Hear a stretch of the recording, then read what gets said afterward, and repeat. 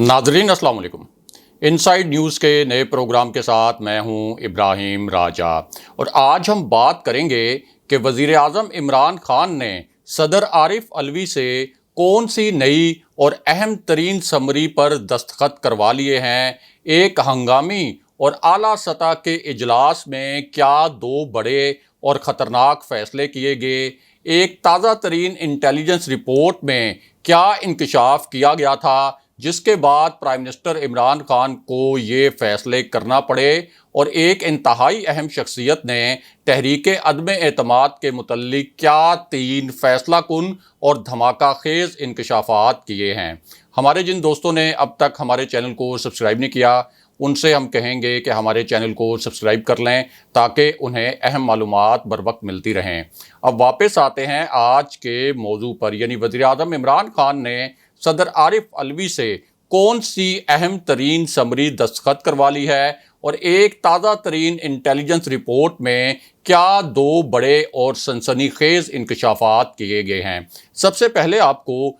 एक breaking news से आगाह करते हैं, एक ताज़ा तरीन खबर से आगाह करते हैं। ये एक ऐसी ब्रेकिंग न्यूज़ है जिसमें तीन नए इंकशाफात किए गए हैं, तीन नए हकायक सामने लाए गए हैं। ये ऐसे हकायक हैं और ऐसे इंकशाफात हैं जो इससे पहले मंजर आम पर नहीं आए थे, लेकिन अब इन नए इंकशाफात और इन नए हकायक की बाज़ाब्ता तस्दीक की गई है। और ये जो खबर है, इस खबर का ताल्लुक बराह रास्त तहरीक अदम एतमाद में आने वाले एक बहुत बड़े सरप्राइज से है। यही खबर प्राइम मिनिस्टर इमरान खान के मुतल्लिक भी है और ये खबर शहबाज शरीफ से भी जुड़ी हुई है। और इस खबर से तहरीक अदम एतमाद के मामले का पूरा रुख ही तब्दील होकर रह गया है। सबसे पहले आपको बताते हैं कि सिंध हाउस में रात के अंधेरे में क्या हुआ और 45 मिनट तक क्या खेल खेला गया।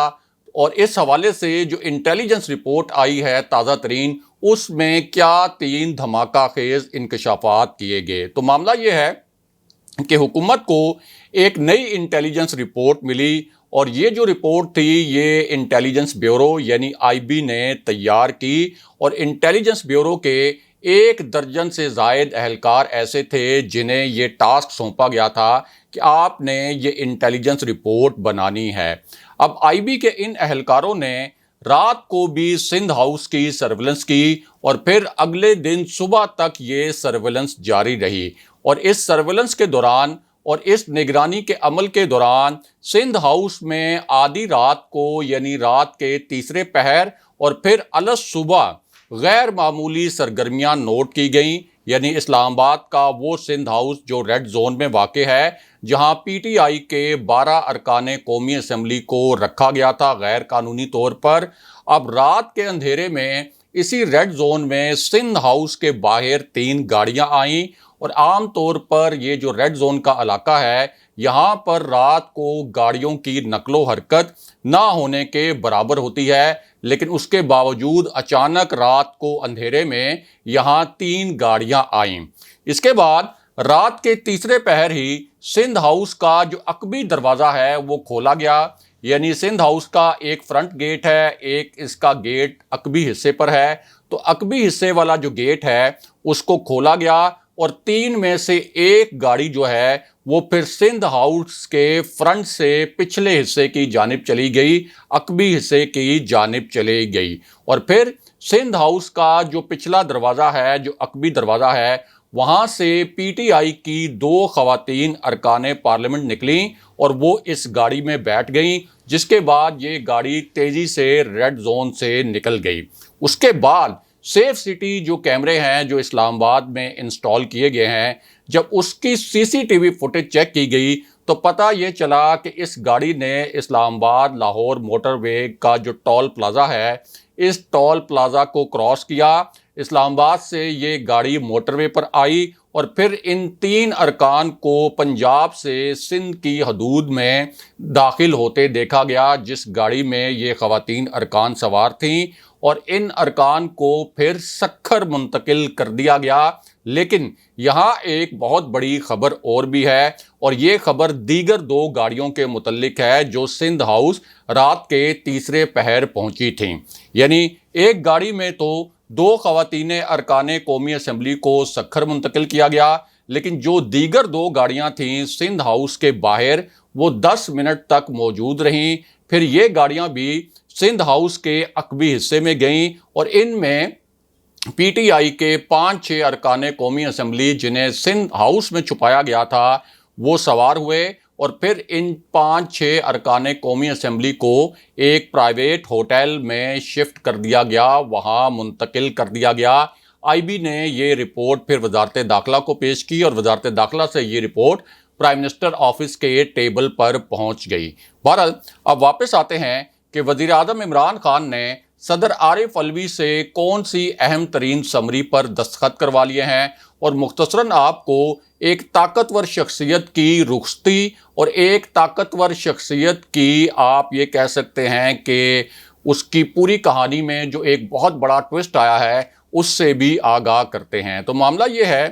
कि ये जो ताकतवर शख्सियत है, कुछ अरसा पहले जहांगीर तरीन ने इस शख्सियत को उसके ओहदे से हटवाने की कोशिश की थी। उस वक्त तक जहांगीर तरीन और प्राइम मिनिस्टर इमरान खान के दरमियान नाराज़ी नहीं थी, लेकिन ये कोशिश उस वक्त नाकाम हो गई थी। उसके बाद इस ताकतवर शख्सियत को ये खबर मिल गई अपनी जो इसका एक इंटेलिजेंस नेटवर्क था उसकी वजह से कि जहांगीर तरीन ने इस शख्सियत को इसके ओहदे से हटाने की कोशिश की और बाद में जब शुगर स्कैंडल आया तो जहांगीर तरीन ने यह इल्ज़ाम लगाया कि इस शुगर स्कैंडल के पीछे इसी ताकतवर शख्सियत का हाथ था। यानी शुगर स्कैंडल एक जाली स्कैंडल था, लेकिन इस ताकतवर शख्सियत की वजह से वो शुगर स्कैंडल बनाया गया। ये जहांगीर तरीन का इल्ज़ाम था और यही वो शख्सियत है जिसने वफाक में फिरदौस आशिक आवान से इस्तीफ़ा लिया था। फिर इसी शख्सियत ने तानिया एदरूस को भी फ़ोन कॉल की थी और उन्हें वज़ीर-ए-आज़म ऑफिस बुलाया था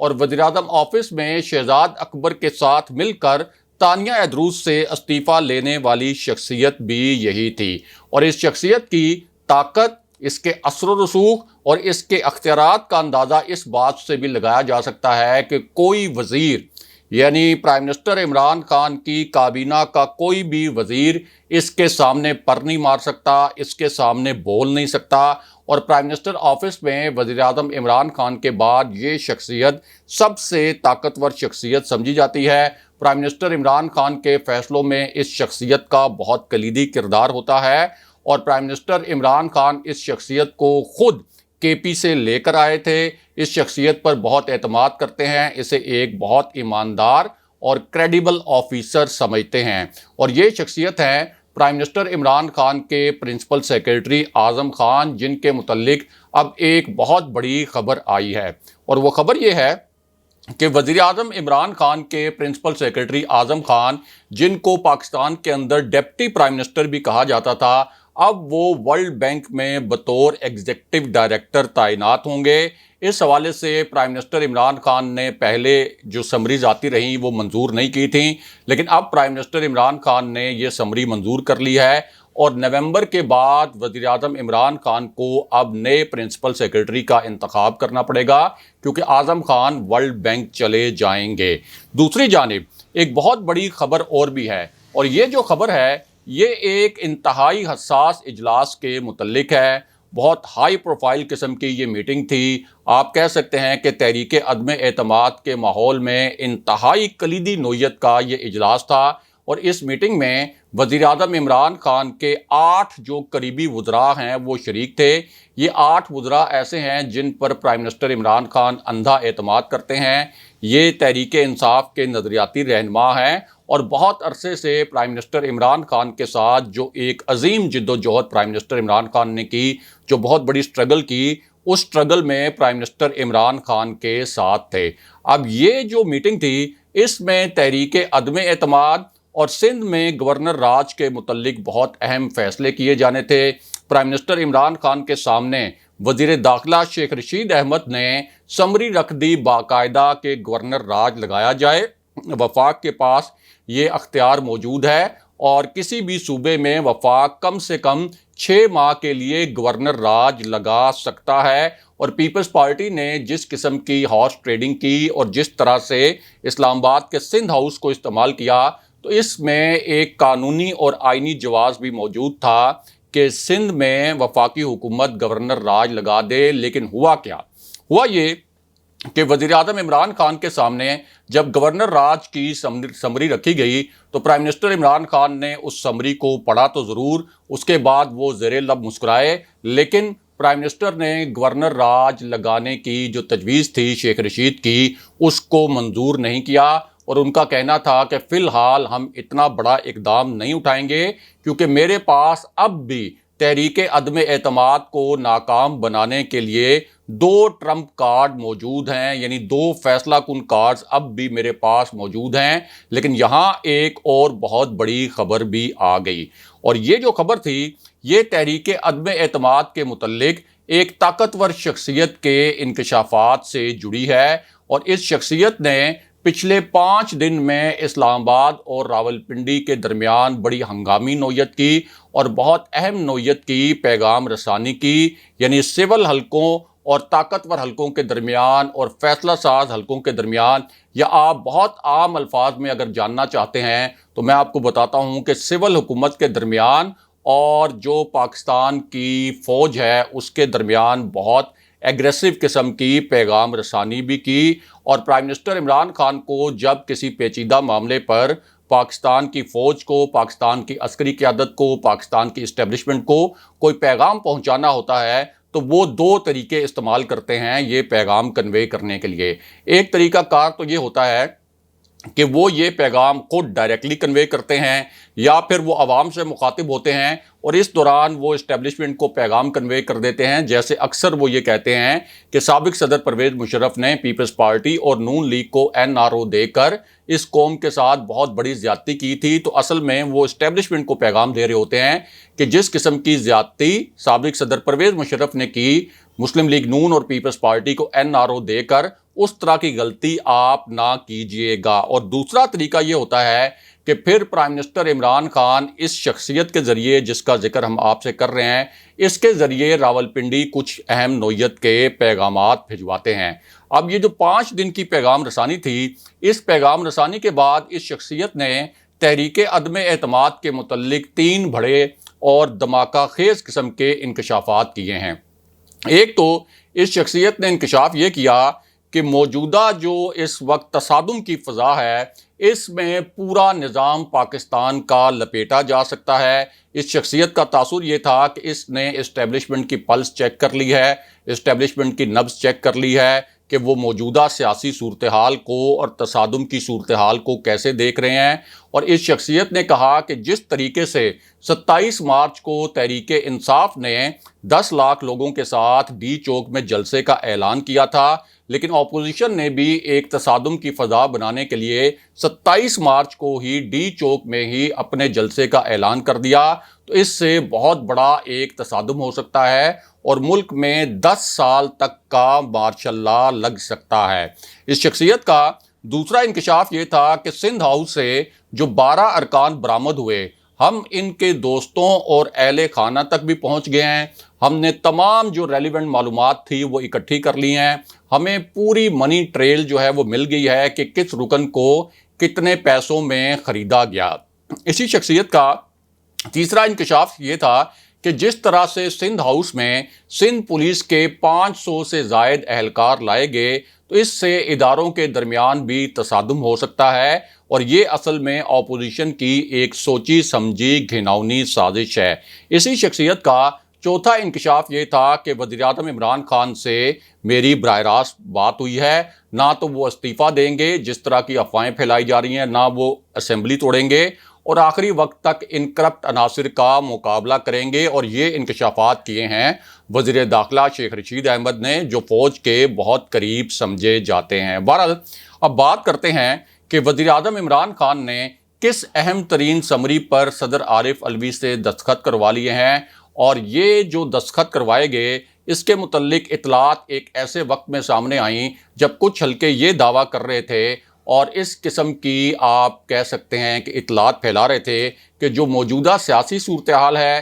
اور جو تحریک عدم اعتماد ہے اس کا تعلق ممکنہ طور پر army chief general Qamar Javed Bajwa کی ایک ممکنہ ایکسٹینشن یا نئے آرمی چیف کی ممکنہ تقرری سے بھی ہو سکتا ہے۔ اب army chief general Qamar Javed Bajwa کا جو ایکسٹینڈڈ ٹینیور ہے یا ان کی جو دوسری مدت ملازمت ہے یہ 29 نومبر 2022 کو ختم ہو رہی ہے، اور پرائم منسٹر عمران خان کا استحقاق ہے، آئینی استحقاق ہے کہ وہ چاہیں تو جنرل باجوہ کو ایکسٹینشن دے دیں، اور چاہیں تو جب ان کا ٹینیور مکمل ہو تو اس وقت وہ ایک نئے آرمی چیف کا تقرر کر دیں اور chairman joint chief of staff committee کا بھی تقرر کریں۔ یہ پرائم منسٹر عمران خان کا قانونی اور آئینی استحقاق ہے، اور اگر جنرل باجوہ کو ایکسٹینشن ملتی ہے